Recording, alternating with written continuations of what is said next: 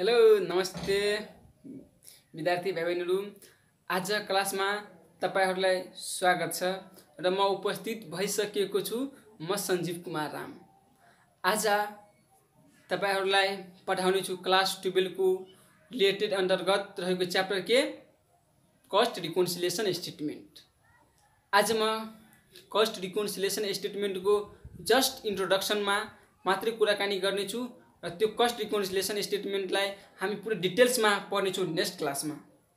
यदि आज तपाईहरुले यो भिडियो सुरुदेखि अन्तसम्म हेर्दिनुहुन्छ भने तपाईहरुले पक्कै कस्ट रिकन्सिलिएसन स्टेटमेन्ट बनाउँछ कसरी भनेको के हो तपाईहरुले पक्कै बुझ्न सक्नुहुन्छ। ल तपाईहरु के गर्नुस्, यो भिडियोलाई स्किप नगरेर तपाईहरु सुरुदेखि अन्तसम्म हेर्दिनु होला, मेरो यो रिक्वेस्ट छ। ल सबभन्दा पहिला कस्ट रिकन्सिलिएसन स्टेटमेन्टलाई नेपालीमा लागत हिसाब मिलान विवरण भनिन्छन्। के लागत हिसाब मिलान विवरण भनिन्छन्। कस्ट रिकन्सिलिएसन स्टेटमेन्ट भनेको के हो कि cost reconciliation statement is a statement prepared by the organisation to reconcile the profit और लस। के गर्छन्? प्रॉफिट और लस कुनमा के भयो? So by the cost account and financial account with the case of different.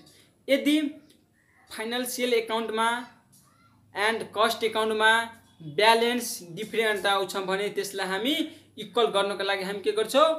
Cost reconciliation statement हामीले पढ्छौं। एकपल्ट हामी फेरि बुझिहालौ।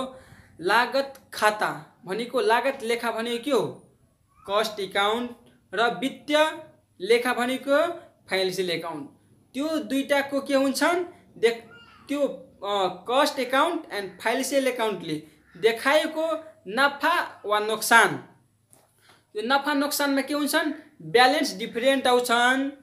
त्यतिखेर हामी के गर्छौं? कस्ट रिकन्सिलिएसन स्टेटमेंट हामीले बनाउँछौं, राइट। कस्ट रिकन्सिलिएसन स्टेटमेंट बनाउनुको उद्देश्य हामीहरु के हो कि हामीहरु एउटा एक्जाम्पलको लागि बुझौं। एउटा एबीसीडी कंपनी हो, राइट। त्यो एबीसीडी कंपनी में मैनेजर एउटा हो फाइनेन्शियल मैनेजर, एउटा हो कस्ट अकाउंट मैनेजर। एउटा मैनेजरले कस्ट अकाउंट प्रिपरेसन गर्छ भने अर्को मैनेजर के गर्छन्? फाइनेन्शियल अकाउंट प्रिपरेसन गर्छन्।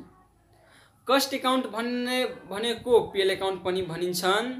त्यो पीएल अकाउंट में हाम्रो नेट प्रॉफिट वा नेट लस आउँछन्, राइट। अनि कस्ट सीट हामी बनाउँछौं क्लास 12 में बनाएको होला भने कस्ट सीट में पनि के आउँछन्? प्रॉफिट आउँछन्।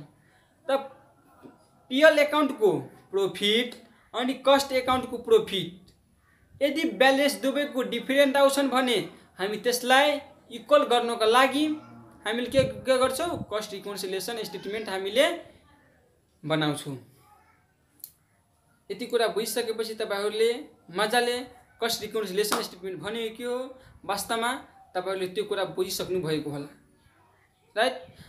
अब हामीहरुले कस्ट रिकन्सिलिएसन स्टेटमेंट में cost account and financial account हामीहरुले पढ्छौं। कस्ट अकाउंट वा फाइनेन्शियल अकाउंट हामी के गर्छौं? पढ्छौं। हामीले के गर्छौं? प्रॉफिट और loss as per cost account, profit और loss as per financial account हामी पढ्छौं। यदि profit as per cost account क्वेश्चनमा भनिदिएको छ भने बनाउनको लागि हाम्रो आन्सर केमा आउँछन्? हाम्रो आन्सर केमा आउँछन्? फाइनेन्शियल अकाउन्टमा आउँछन्। Net profit as per financial अकाउन्टमा हाम्रो आन्सर आउँछन् भने हामीलाई त्यतिखेर के फोकस गर्नुपर्छ? कस्ट अकाउन्टमा कि फाइनेन्शियल अकाउन्टमा? हाम्रो आन्सर केमा आउँछन् त्यसलाई हामी के गर्छौं? फोकस गर्छौं। यदि हाम्रो आन्सर फाइनेन्शियल अकाउन्टमा आउँछन् भने हामीले फाइनेन्शियल अकाउन्टमा हामीलाई फोकस गर्नुपर्छ। यदि फाइनेन्शियल अकाउन्टमा लस छ कि प्रॉफिट छ? यदि प्रॉफिट हो भने त्यसलाई हामी एड गर्छौं। यदि फाइनेन्शियल अकाउन्टको लस छ भने त्यसलाई हामी के गर्छौं? लस गर्छौं। फाइनेन्शियल अकाउन्टको कम खर्च भनेको के हो? प्रॉफिट हो, त्यसलाई हामी एड गर्छौं। कम खर्च हामी कसरी बुझ्छौं? हामी कम खर्च फाइनल अकाउन्टलाई कम खर्च भएको छ भने त्यो कुरा हामी कसरी बुझ्छौं? कि कस्ट अकाउन्ट भन्दा फाइनेन्शियल अकाउन्ट को थोरै खर्च हुन्छ, त्यतिखेर हामी के बुझ्छौं? प्रॉफिट छन्। हो त्यसलाई हामी एड गर्छौँ। र कस्ट एकाउन्ट भन्दा हाम्रो फाइनेन्सियल एकाउन्टको बढी खर्च हो भने त्यतिखेर हाम्रो बढी एक्सपेन्सेस लस हुन्छ भने त्यसलाई हामी के गर्छौँ लेस गर्छौँ।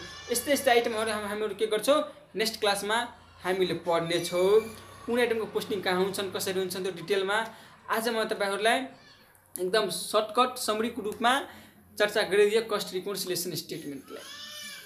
तपाईँहरू यतिकै मात्र ध्यान राख्नुहोस् फर्मेटमा के हुन्छन् माथि balance as per cost account दिएको हुन्छ भने एन्सरमा तल के आउँछन् net profit as per financial account.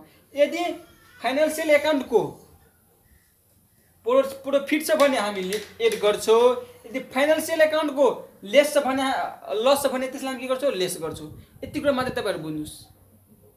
Financial account हामी बनाउँछौँ किन कि कस्ट एकाउन्ट एन्ड फाइनेन्सियल एकाउन्टको ब्यालेन्स अनइक्वल आउँछन् डिफरेन्ट आउँछन् त्यसलाई हामी के गर्छौँ इक्वल गर्नका लागि हामीले कस्ट रिकन्सिलिएसन स्टेटमेन्ट हामीले बनाउँछौँ। फाइनेन्सियल एकाउन्ट अनि कस्ट एकाउन्ट दुवै एकअर्कामा के हो दुवै शत्रु हुन्। एउटालाई प्रॉफिट हुन्छ भने अर्कोलाई जलन हुन्छन्, फेरि कस्ट एकाउन्टलाई प्रॉफिट हुन्छ भने फाइनेन्सियल एकाउन्टलाई के हुन्छन् जलन हुन्छन्। त्यसैलाई दुवैमा के हुन्छन् ब्यालेन्स अनइक्वल आउँछन्। त्यसलाई इक्वल गर्नका लागि हामीहरू के गर्छौँ कस्ट रिकन्सिलिएसन स्टेटमेन्ट हामीले बनाउँछौँ। ल विद्यार्थी भाइबहिनीहरू यदि तपाईँहरूलाई कतै कस्ट रिकन्सिलिएसन स्टेटमेन्टमा समस्या हुन्छ भने थ्योरीको रूपमा मैले भनिदिएँ, प्र्याक्टिकलको रूपमा म तपाईँहरूलाई नेक्स्ट क्लासमा आउने नै छु, म उपस्थित हुने नै छु, बनाउँछु कसरी म त्यो कुरा भन्नेछु। ल साथीहरू आजको लागि हस् बाई नमस्ते। ल